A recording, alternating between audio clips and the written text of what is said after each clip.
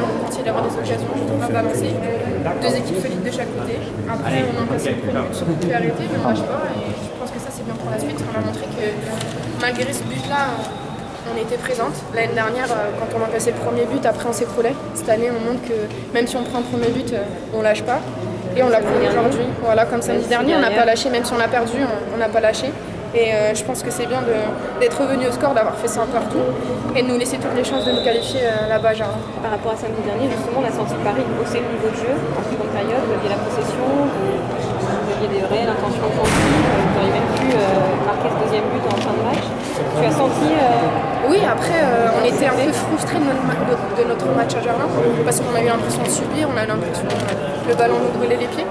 Et cette semaine, on a travaillé pour faire en sorte justement qu'on joue, de jouer notre football comme on sait le faire, de ne pas avoir peur. C'est pas parce que c'est bien en face que nous on ne sait pas jouer au football.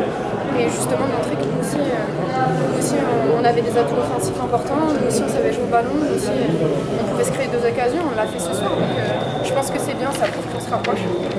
Et que maintenant il y a deux grandes équipes en France, même plus parce qu'il ne faut pas oublier les autres, Juvisy et Montpellier, mais je pense que faut dire que c'était un vrai classico ce soir, un classico demain. Sur quoi ça va se jouer, match retour mercredi? Déjà la récupération? La récupération, ça va être très très important. Il va falloir bien récupérer, bien se reposer, bien recharger les batteries.